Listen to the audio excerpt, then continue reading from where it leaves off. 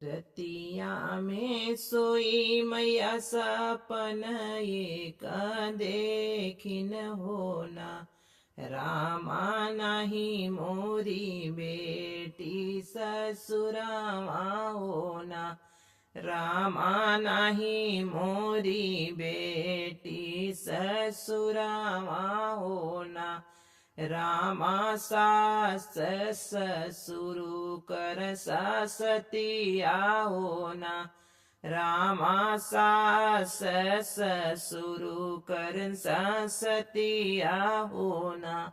रतिया में सुती मैया सपन एक देखिन होना। रामा नाही मोरी बेटी ससुरावा होना। रामा नाही मोरी बेटी ससुरावा होना। रामा सास ससुरु कर सासतिया होना। रामा सास ससुरु कर सासतिया होना। होत सवेरे माई बेटा से अरज कर होना। बेटा चली जाता बहिनी के देसवा होना। बेटा चली जाता बहिनी के देसवा होना। होत सवेरे मैया बेटा से अरज कर होना। बेटा चली जाता बहिनी के देसवा होना। बेटा चली जाता बहिनी के देसवा होना। इतनी बचन सुनी बोली भौजैया होना। सासू सपना में यह सब देखावे होना। सासू सपना के कमाना भी नूल होना। सासू काऊ देखुआ जू सपनावा होना। सासू कहे तोहरा मना घबरायल होना। सासू कहे तोहरा मना घबरायल होना। सासू कहे तोहरा मना घबरायल होना। एक माँ ने मतलब अपनी बेटी के बारे में सोचती है और सपना देखी रात में कि हमारी बेटी ससुराल में अब है नहीं जिंदा। तो सुबह होते बता रही हैं कि मतलब हम ऐसे सपना देखे हैं, अब बेटा आप जाओ जरा देख कर आओ कैसी बेटी है, क्या हाल चाल है। तो सास पूछ रही है, बहू पूछ रही सास से कि सपना कौन सा है। तो बता नहीं रही कि और घबरा रही हैं। तो देखिए सास बहू क्या बोलती है।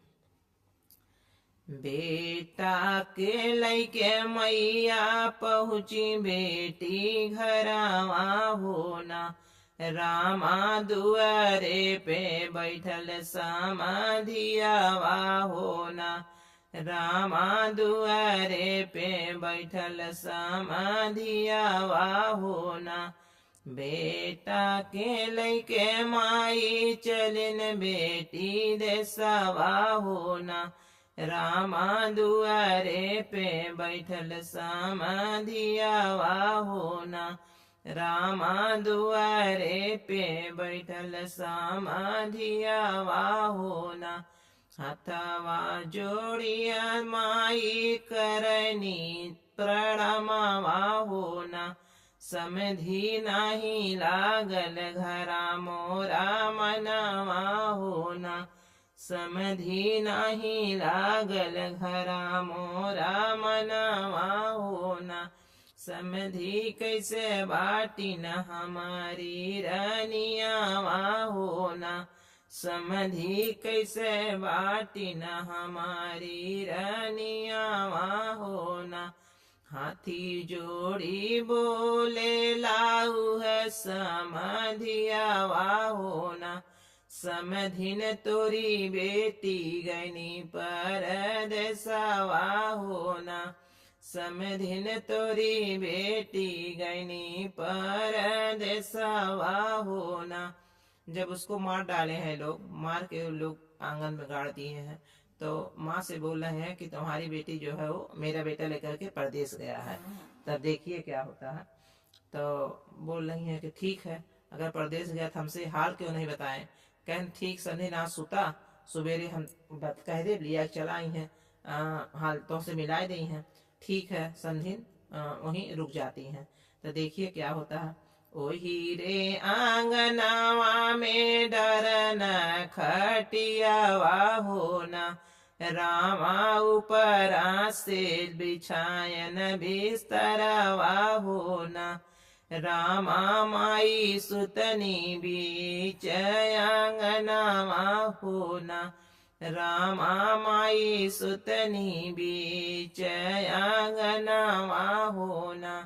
वही हो आंगनावा में डारे हैं खटियावा होना, रामा माई सुतनी वही चढ़े पालंगिया होना। रामा माई सुतिन वही पलंगिया होना। रामा सोची सोची माई तड़प परनावा होना, रामा सोची सोची माई के तड़प परनावा होना। रामा बेटी मोरा गईनी परदेसवा होना, रामा काहे ना हमसे बताई होना।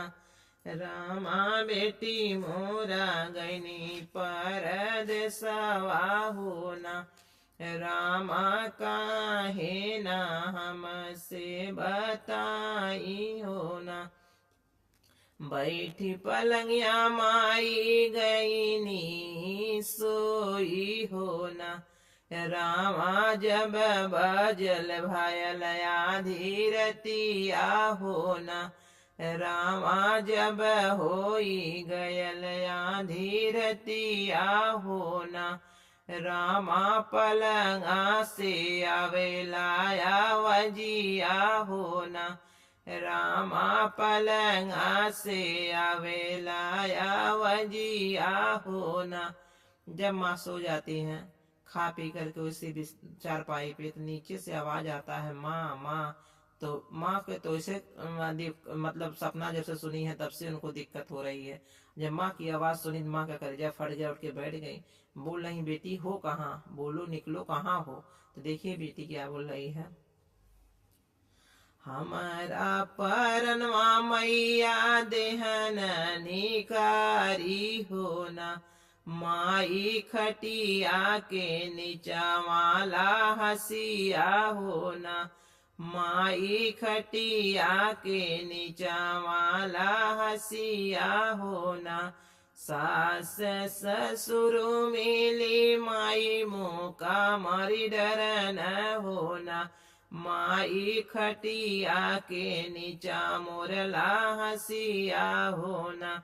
माई खटिया के निचवा मोरला हसिया होना।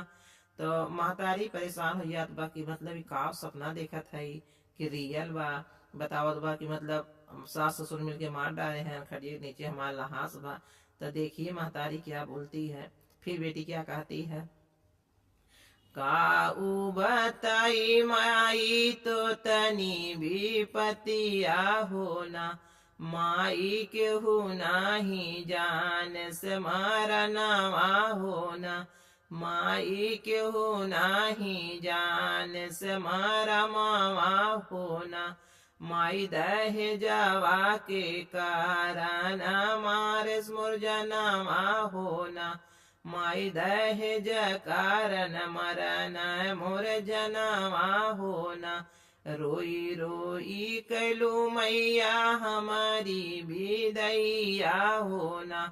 माई दिहलू कसैया के हथवा होना। माई दिहलू कसैया के हथवा होना। रोई रोई मोरी मैया कैलू मोर विदैया होना। माई दई दिहलु कसैया के हथवा होना। बेटी रो रही है और कह रही है, माँ हमको आप विदा जरूर की, शादी की, दहेज दे, लेकिन हमारा जो हाथ आप हमको एक कसाई के हाथ में दे दी, वही कसाई आज हमको मार डाला है माँ। और मैं नीचे मतलब आपके खटिया के नीचे हमको गाड़ दिए हैं, और मैं मेरा आत्मा जो भटक रहा है। देखिए माँ क्या बोलती है। खेतवाय बरिया माई बेची दिहु दहेजवा होना। माई काहे नाक निकलू मोर परनवा होना।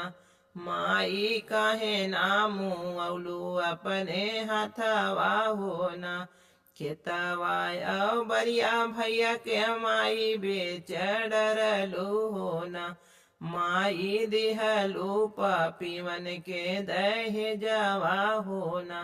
माई काहे नानी करलू मोरा जनवा होना। माई काहे नानी करलू मोरा जनवा होना। देत दिहलू जनमावा के पहले मारी डारे हो तू ना। माई नाही साहित्ययतनी विपतिया होना। माई नाही साहित्ययतनी विपतिया होना। हथवा मुड़ावा पे हथ धई के झंख महातरिया होना। रामा के सै बीतिय अब बूढ़पवा होना। रामा कैसे बीतिय अब बूढ़पवा होना। जवाने रनियावा पे कैलो गुरु रवा होना। रामा रनिया के मारे न जनवा होना। रामा रनिया के मारे न जनवा होना। रामा कैसे के बीती है बूढ़ापा होना। तमा रो रही है, झंक रही है, मतलब एक बेटी के ऊपर इतना गुरूर किए थे, मेरी बेटी हमारे बुढ़ापे में सहारा बनेगी। आज मेरी बेटी को लोग मार डाले और आंगन में गाड़ दिए हैं। सब आके रात में बता देती है बेटी। सुमित्रा देई गावनी हाथी जोड़े के गीतिया होना। भैया नहीं बेचा बिटिया बहनिया होना। भैया लोग नहीं बेचा बिटिया बहनिया होना। वही घरे मोरे पापा करब बियावा होना। रामा जेही घरा बेटीन के मिलैला प्यारावा होना। रामा जेही घरा होए बेटी कदरवा होना। रामा जेही घरा होए बेटी कदरवा होना।